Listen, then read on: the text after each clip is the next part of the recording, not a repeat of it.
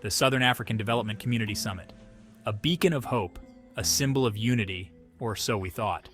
This annual gathering has always been a platform for fostering regional cooperation and addressing shared challenges. This year, however, the summit takes a dark turn, overshadowed by uncertainty and mistrust. Zimbabwe, a nation grappling with turmoil, stands as host. The streets are filled with everyday struggles, reflecting the broader issues at play. The choice is controversial, to say the least. Many question the decision, given the country's current political climate. From the outset, a shadow hangs over the event.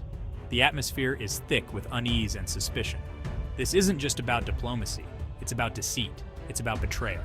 Behind closed doors, secretive discussions hint at deeper conflicts. The SADC was built on principles of democracy and cooperation. Leaders once shook hands with genuine smiles, promising a brighter future. But those principles are now being tested. This summit feels different. The debates are more heated, the atmosphere more charged, the air is thick with tension, the smiles seem forced.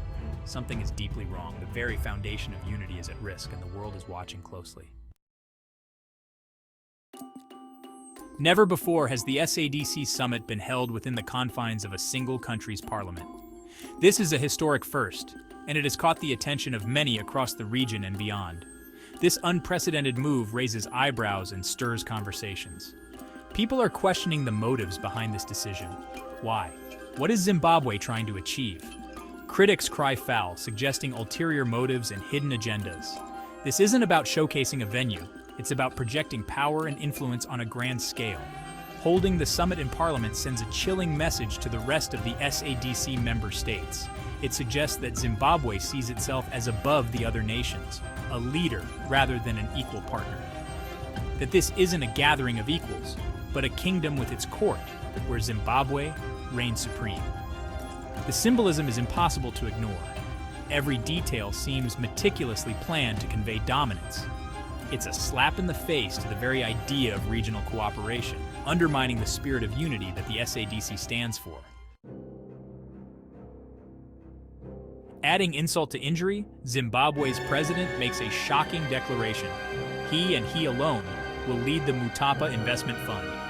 This fund, intended to boost regional development, now bears the stain of autocracy. The move sends shockwaves through the summit. Where was the consultation? The consensus? This blatant power grab exposes the lie at the heart of the summit. Zimbabwe isn't interested in shared prosperity. It craves control. It seeks to dominate its neighbors, not collaborate with them. Section 4. Coercion in the capital. Leaders from across southern Africa find themselves in a bind, caught between a rock and a hard place.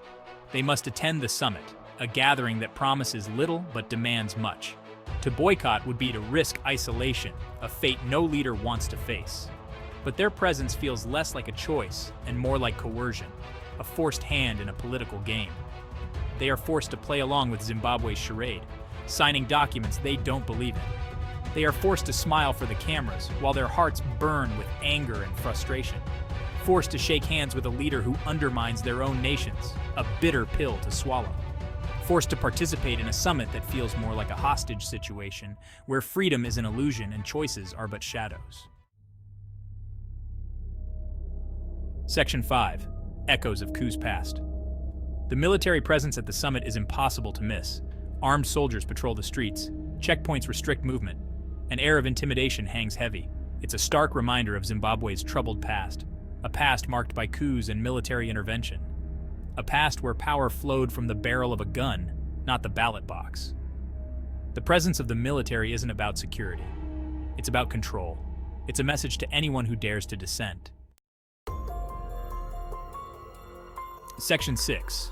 The erosion of sovereignty. This isn't just about Zimbabwe anymore. This is about the erosion of sovereignty for all nations present. By allowing Zimbabwe to dictate the terms, the SADC itself is complicit. By remaining silent, the other nations cede their power. They become pawns in Zimbabwe's game. This summit sets a dangerous precedent. It tells the world that might makes right, that the strong can bully the weak, that the principles of democracy are negotiable.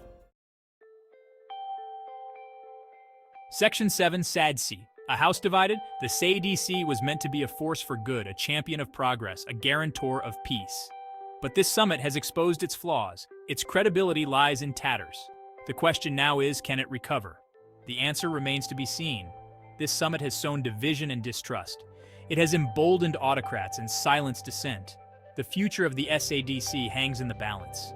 The dream of a united and prosperous Southern Africa feels further away than ever.